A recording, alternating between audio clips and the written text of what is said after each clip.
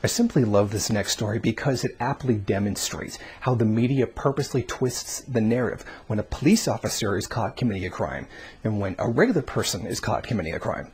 And we know this because the police are the known bodyguards of the capitalist class. Their job is to primarily protect property, with those who protect property, and an entire system based on the ownership of property and private property.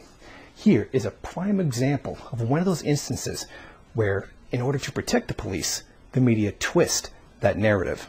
On December 23rd, a man in a windbreaker and sneakers got into a verbal altercation with an on-duty, uniformed female transit employee that escalated into a physical assault. This is how it was portrayed in the New York Daily News. Now, what's the problem? Well, it turns out that this individual was in fact an off-duty police officer. Now, once that fact became clear, this same publication suddenly changed the way they talk about it, altering the narrative. A Wonkarette writer who certainly noticed this change in tone said, "Notice anything? Gone is the evocative thug in the headline and the hulking brute in the lead. And sensationalism of the label of an unprovoked attack replaced by a plain-spoken and bare nouns.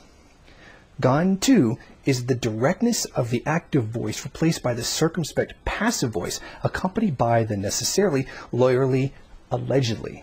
The callousness of him smiling has been dropped, too, demoted to the second paragraph. This is no surprise. It's just an example of the subtle way in which the media defers to and genuflects before law enforcement, shaping and coloring the narrative in their favor." This is by no means something that's limited to conservative or liberal media. This is something they both do. This is a very clear example of how the media deliberately portrays information in a particular way to shape public opinion. Now, I'm very aware, just as everyone else is, that all media is inherently propaganda, because everything inherently carries some kind of political or social message. The point is to see through that to the interests that are speaking. In this case, we very clearly see what this particular brand and all liberal and conservative media are actually doing.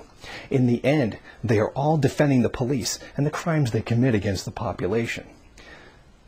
Now, here's a really good example.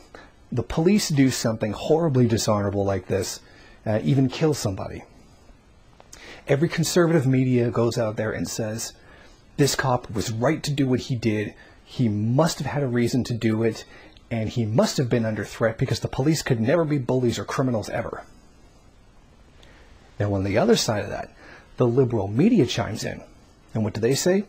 This officer went too far. He wasn't doing his job properly. This is one bad apple. And what does that tell us? In neither one of these criticisms do we actually see the problem. There's a structural problem with the police, the very inherent nature of the job it is that they carry out. Both the liberal and the conservative narrative in this case both blank that out. One defends what he does, and the other just claims that it's just some aberrant behavior.